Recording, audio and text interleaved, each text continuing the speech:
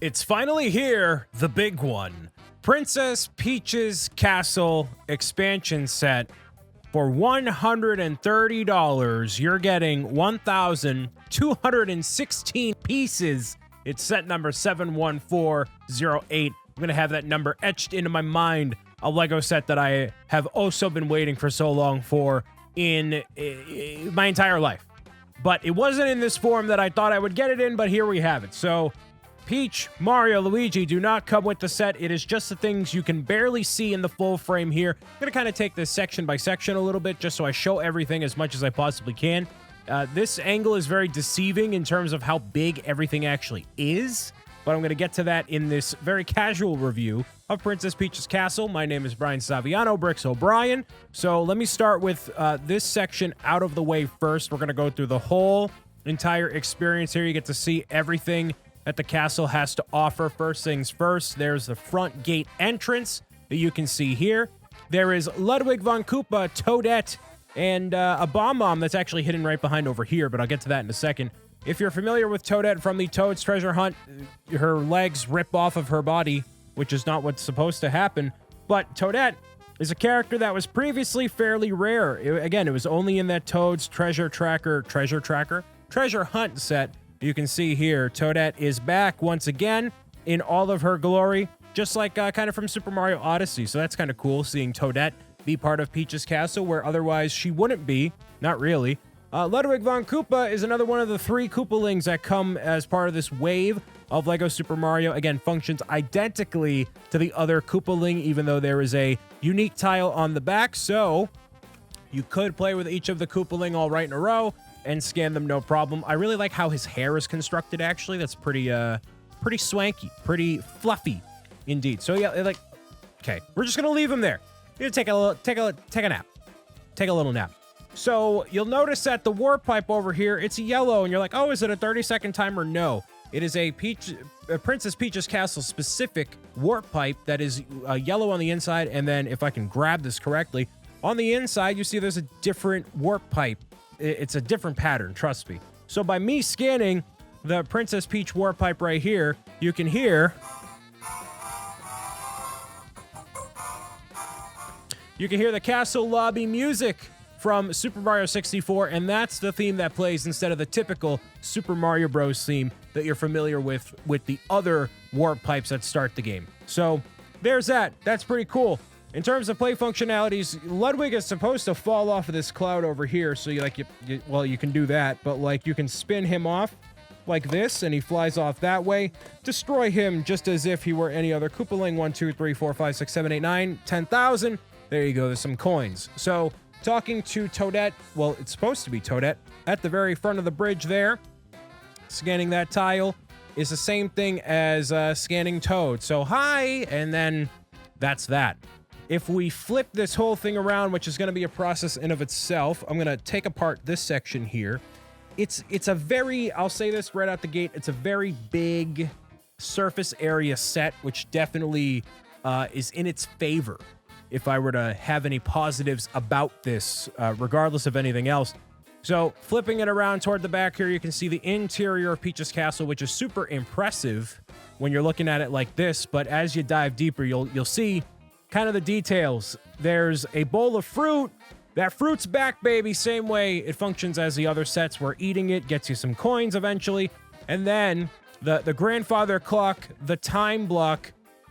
Before I go any further, we have the thing that has really caused me endless amounts of pain when I first saw the Princess Peach's Castle set be unveiled. Instead of having the super elaborate, beautiful looking castle that I oh so want and feel I deserve, we get this, which is a cake that is oh so perfectly ruined by a Goomba. That's right, everybody. It's the Goomba in the cake. Right there. There it is. It's symbolistic of my life. It's like, hey, you have this beautiful thing in front of you. It cannot possibly be tarnished in any way, shape, and form. But then a Goomba decides to intrude itself on such a beautiful thing that is meant to be delicious and ruins it for not just me, but for everybody involved. So this Goomba in a Cake exemplifies the pain that I have when I look at this set, but I'll get more into that as I go through the video. There's Bob-omb Battlefield exemplified over here, which is, nope, other side. I'm looking at this mirrored. Okay, give me a second. There's this. So it's a little bizarre, all right? I'm going to move this fruit because this fruit is not, like, attached to anything, so I'm going to literally show you just the Bob-omb Battlefield section. Real quick, the doors do open, as you can see. They open right here, and you can see the sun printed tile right there. So for Bob-omb Battlefield, right, you see this? I'm gonna try to, there you go. Get a nice look at it there. So what you're supposed to do with the Bob-omb being on top here with this weird purple platform for kind of no reason, you're supposed to flick, I can't even do this facing the camera. You're supposed to flick up the Bob-omb Battlefield painting and like knock it off and then scan it like that. And it makes a sound effect like you go into a warp pipe or into the painting rather from Mario 64, and then you get coins. So there's no other play functionality with the Bob-omb Battlefield painting except for, as you can, clearly see here, it's a custom printed thing. It's definitely a custom print, but like, this is really cool.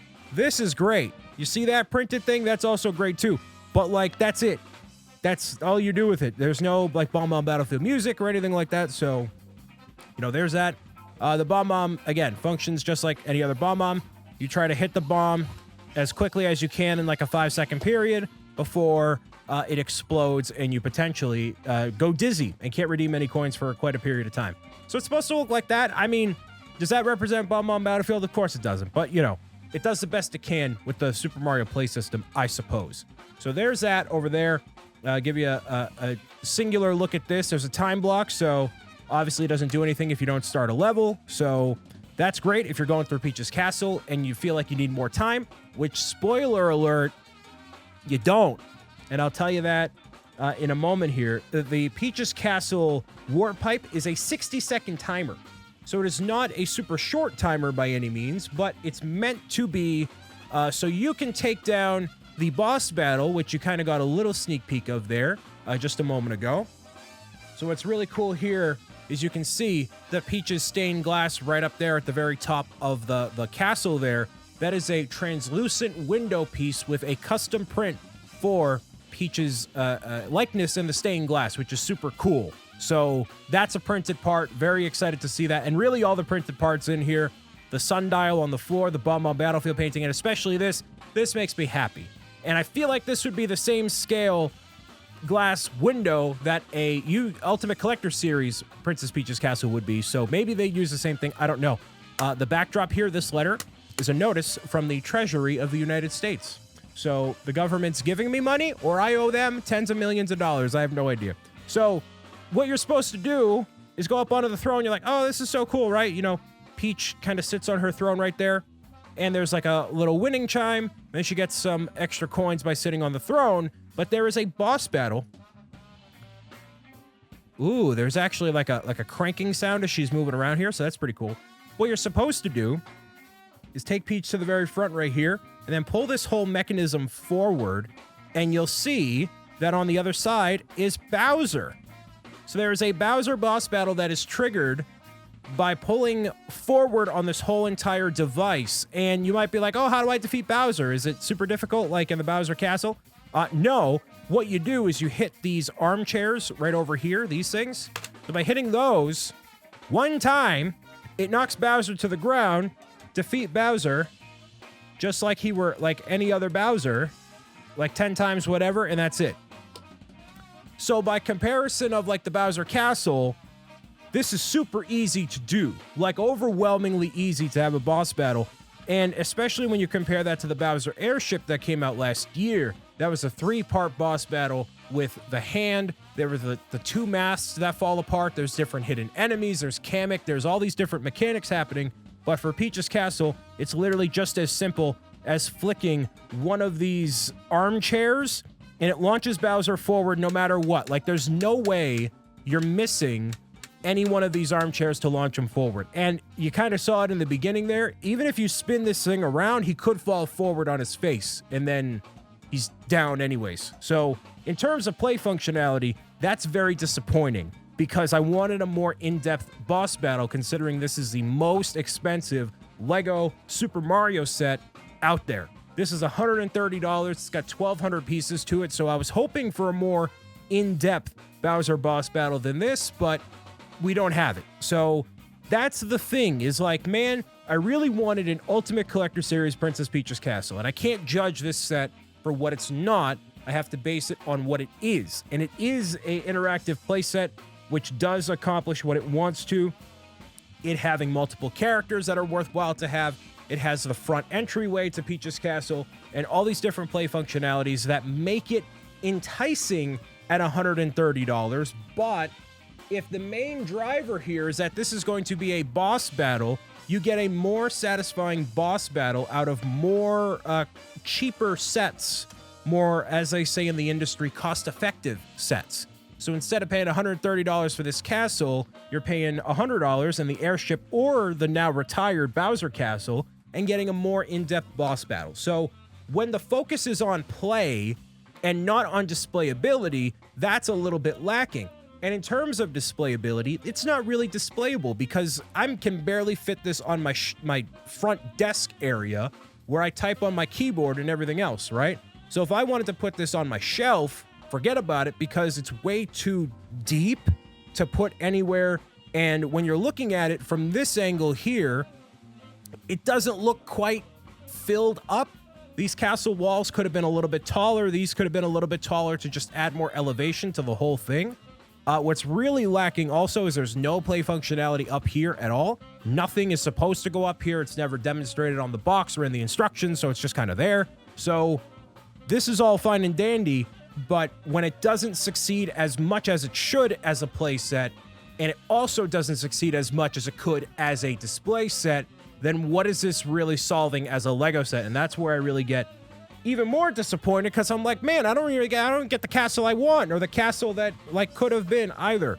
Like, it does a little bit of everything just well enough to justify its existence as Peach's Castle, but in terms of a satisfactory build experience, like, I love this I like the idea, actually, of this mechanism it turning into Bowser's Castle as opposed to Peach's Castle, but like, that is not something that is from the games either. I mean, Bowser takes over Peach's Castle, sure, but never like the interior kind of like this, not in the same way. So it's always been different things. So what is this set trying to accomplish, if not play? And it's like, all right, well, yeah, it's a little odd. Now, 1,200 pieces, $130, that's about on par. You get Bowser. Bowser, by the way, I didn't even mention him because he's literally identical to the Bowser that you get from Bowser's Castle. So that's retired, so you can't get that anymore. This is really your only way to get Bowser, which, fun fact, I actually just took this from my Bowser's Castle. The one that is from Peach's Castle, I have saved in the bag, unopened, because it's literally the exact same build.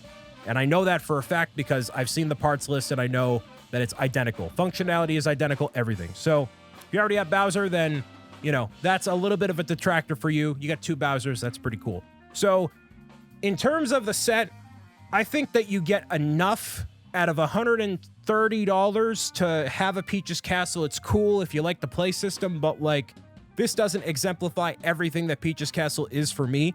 What I'll show you is I have here on my desk. This is a custom-made Princess Peach's Castle made by Lego Master contestant Brick and Nick. And he made this for me on the Beyond the Brick 24-hour charity event. And this, to me, obviously has a special place in my heart because he made this custom for me live. But also, it sells the idea of the castle more. When you look at the verticality of even this mock right here, like, these red towers here are not tall enough by comparison of how tall this is. Yes, I can't fit it in the frame here, but that's more because of my recording space. Where this, it just exemplifies it a little bit more. You know, this upper tower should be it should be like up here, and there should be just a little bit more pizzazz, you know? So it's lacking in a little bit of pizzazz. I wanted to show that. Shout out to Nick, by the way. This is fine. Am I going to put this on display? No. Am I going to play with it? No. And that breaks my heart because I've wanted this set for so long, but it is too bulky to display anywhere. And when you're looking at it, like if I put it back here in my backdrop, right? it wouldn't look great. And that's really the not great point of this set. But that really applies to all the Lego Super Mario sets. I have the Bowser Airship still up here, where this, I feel like, would collect a little bit too much dust and be a little bit too obtuse to display, especially when you look at it from this angle. Like, there's no way to push this side forward more to allow for a more flush display place. Like, you could remove this and put this way forward, but, like, now you're messing with the structural integrity of this mechanism, and you can't ever play with it. So, like, even if I was never going to play with it, that's a pain in the butt to remove all that. And, like, how would I connect it? And it just doesn't flow. It just doesn't flow. All of this is good for play, but not for display. I love this throne area. Like, this, it's great. It's got great pieces in here, like these top red portions. The printed parts are great. Great for your own creations, of course. But, like, in general, as a complete package, I think it does. If I had to rate it as a numerical thing, it would be a solid 7.75. Like, it's not quite an 8, or I can recommend it out the gate no matter what. It really pains for me to say that, because I really wanted this thing to be the ultimate castle, even if it were a play castle. Like, the Bowser Airship, you can kind of see it a little bit up there. It is such a good representation of the airship, especially when you fold it out. It's got a lot of play area with it. It feels like $100. This feels like, yeah, like 120, 130. Sure, it's got a lot to it, but it doesn't, it doesn't hit that mark, even based off of what I want out of a castle. So that's a long-winded way of saying, get it if you want to, but you could hold out for an ultimate collector's Peach's Castle. I think the demand is there for it. Obviously, Bowser is incredibly massive and blows this thing out of the water. It exemplifies Lego Super Mario incredibly well, but this, it's okay. I don't hate it. Kinda. I don't know. Thank you for tuning in to some of my Lego Super Mario reviews. There's a couple that I haven't covered quite yet. That's because I don't have them. So I gotta go buy them because Lego didn't include them with the review. So I have to go do that. I'll see you again next time for more Lego Super Mario reviews in the near future. But until then, thank you for watching, and I don't know, bye.